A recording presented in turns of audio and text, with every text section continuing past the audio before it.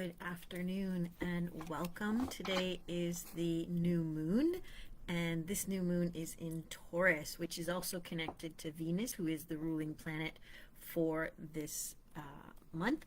And you know, I love doing the new and full moon readings, and especially when you start to kind of add deeper levels, because you could do a bit of a surface level and look at the new moon as a time of growth and the full moon as a time of letting go. But adding the zodiacs, which I have done before, but this time I've kind of started to go a bit deeper and add the planets. I find it really allows for very uniqueness to each of the moons. And so with this new moon, we're looking at like really slow paced, grounded processes, and really looking at less of a go go go and more of a how to hold this through the long term, to be able to really grow things that are grounded, that are properly nurtured. And so it's really interesting how this new moon, it encourages us to root into the earth so that we can draw in the nutrients that are required to grow our dreams, right, from seeds to maturity. And when you think about it in that sense, like, it does take a long time for a seed to grow to maturity. So the new moon in Taurus is one of the more embodied moons, and it can heighten our sensory experiences. So this would be a really good time, even just in the energy of this new moon, to just play with sensory experiences. Taurus energy is also very down to earth and seeks authentic and meaningful interactions. So Taurus, being ruled by Venus, as I said, brings values, relationships, and harmonies into this new moon. So when we're working with the new moon in Taurus, we will want to focus on growing the comfort elements within our lives. And we can use this time to explore how our actions and traditions play into who we are and what we value. So something to keep in mind as well with the new moon in Taurus is that it does tend to be very cautious and slow moving. So there's no fireworks, there's no big sudden shifts. So keeping your focus on intentional growth and expansion rooted in comfort and security will help you build a stable, sustainable path forward. So that's what's really important.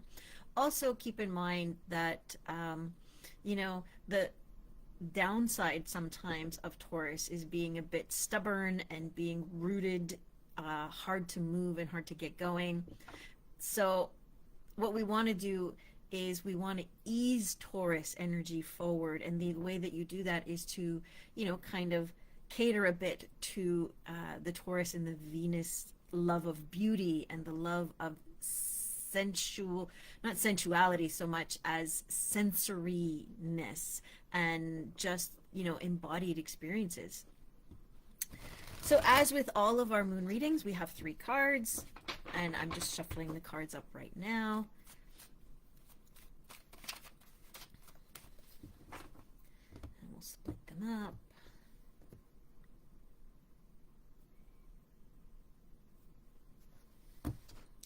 All right, so the first question we have for our Taurus new moon is connecting to the energy of the new moon itself. And so the question we're asking is, what long-term project is seeking your intentional and stabilizing intention? And that's really important when we're looking with Taurus energy, is that to be very intentional, right? To get that Taurus energy to start to want to move, to start to want to grow, to start to expand, right? So we're looking at long-term projects, and we're looking at intention to stabilize this, right? So what long-term project is seeking your intentional and stabilizing attention? This is an interesting one to have. We have the Devil. And so what this is looking at, if we're looking at growth, it's less that we're looking at how can I embody the devil, but more at like, one of the things about the devil is a very earth-based card, because it's all, when you look at more than the negative side of the devil, it's all the carnal pleasures of life, which is very connected to Taurus and Venus. But what you want to be able to do is you want to be able to find a way to really start to intentionally stabilize in the pleasure, the physical pleasures, the embodied enjoyments, without the guilt or the shame that the devil tends to kind of have put on it, right? When we think of a lot of things that whenever the devil is brought up, it's, well, the devil made me do it, or I sold my soul to the devil. There's this idea that whatever you're willing to transaction with the devil, that it has to be bad. And that's what we're really looking, is to intentionally embody this idea of the devil being in the physical pleasures, but understanding where the temptation lies over where the actual pleasure lies. And what I mean by that is that, a lot of times there's this idea that what you want is bad. And what we're looking at is intentionally rewriting the stories and being very cognizant. And this does take time when you're rewriting stories, when you're changing habits and behaviors. It really does take time. So an example that I can give you is, somewhere in my head, there is this idea that resting, taking time off, or to just enjoy and relax and have something where you're not producing, where you're not on stage, where you're not doing something, is bad, and you have to earn your time off. You have to work really hard in order to get it. So if you get up and like, there's words like wasting the day away, or I'm just lazing around, all of these kinds of things, they are also, if you think about it, connected to that more negative connotation of Taurus, right? Taurus is lazy. Taurus is slovenly. They don't really, all they want to do is just take, and enjoy the more natural based pleasures and comforts. And so right now, when we're looking at, these long-term projects that need our attention, they need us to be present. They need us to be embodied. They need us to be connected to the sensory experiences without the guilt, without the shame. So we're being asked over time to disconnect ourselves from that story, that to take care of ourselves and to enjoy the better things in life is bad. Next, we have the card that represents kind of Taurus energy in this new moon, and it's asking, what values are you building into your current growth? And so when we build around our values, we're more likely to kind of follow through, because they're in alignment, they're in attunement with who we are. And so here we have the Seven of Swords. And the Seven of Swords, interestingly enough, is a card of deception. And so when we're asking about values, we're not asking, it's funny, right? So we have the devil, right? So we can sit there and say, okay, so we need to build temptation and all of that kind of stuff into it. Now we're being told that, we need to be deceptive. But what it's actually asking is, when we're looking at the values that we're building into our projects, it's asking us, like, the Seven of Swords is about self-deception, right? So or it's overreaching kind of thing, right? Because the eagle here is looking at these other two swords and trying to kind of figure out, how do I get those as well with everything else that I have?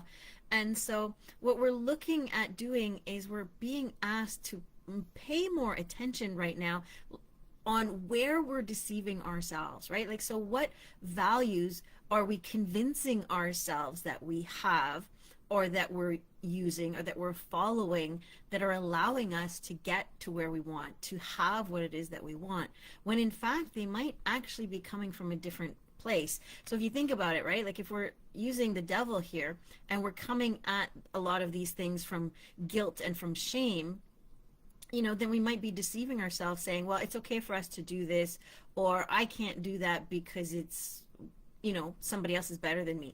Whatever it is, we're being asked right now that we need to build on the values that instill us with confidence, that instill us with, the value that we have within ourselves, without the constant comparison, without looking at other people and saying, I want what they have, I need to have what they have. We're being asked to build on the values that are important to us. And the only way that we can really get an understanding of the values that are important to us is by turning inward. Instead of looking externally for the answers, instead of going farther and farther away from who we are and what we want, we're being asked to say, hey, look, the values that you're going to build into this are going to be values that come to you through self-reflection, as opposed to you trying to embody other people. And then Venus comes in through the final question of what opportunities are you allowing for guilt-free pleasure and beauty? And I think it's great that we have the Page of Coins showing up in this one, because the Page of Coins is that invitation to really get into the world, right? The coins are all about taking physical action, which is exactly what Taurus is about, only in that kind of like slow and steady way. And so the Page of Coins is coming and saying, hey, right now, find out what it is that you want to do. Find out what it is. Go out and explore, experiment, and play, and do it with all of your senses, right? Like, it might be something where some of the opportunities that you can give yourself is, just go out and try something different. Go to a restaurant and try a different food on the menu, or allow yourself to really experience the sensory inputs of your day to day. You don't even have to go anywhere. You could just sit outside and feel the weather on you, listen to what's going on around you, and see what it is that feels really good. Feel what's calling your body forward, where your energy is coming. What you're looking for, what the page is asking you is, what are the opportunities you have in your life that pull you forward as opposed to push you back, right? And it's interesting because when we look at these together, the new moon is really kind of coming in and saying, hey, the problem that you're dealing with right now is you're stuck in these ideas that there's an easy way out, or that if you do something in a certain way, it's going to pay off in a different way than what we're expecting. And the devil is, I often kind of have started to see the devil now as playing a role, right? The devil's a scapegoat that a lot of people tend to use, but the devil is a construct, right? Like, it's just a story kind of thing that has been made up to try to keep people in line. The devil is no different than the wolf that tries to eat Little Red Riding Hood, right? And so it's looking at, where are we placing that blame, right? Like, how can we take our power back? How can we rewrite the story so the things that we've been told to be ashamed of, to hide because they're things that are unacceptable, right? Like, where are those coming from, and how can you reclaim that? Because the more that you can reclaim those things for yourself, the less you're going to be looking for other people's acceptance, other people's stories, other people's values, and you're going to be able to really build that confidence in yourself again, to be able to let go of what other people keep putting in front of you as, this is where you need this is the sign of success, this is the sign of you haven't got there, and building it on your values and on your own.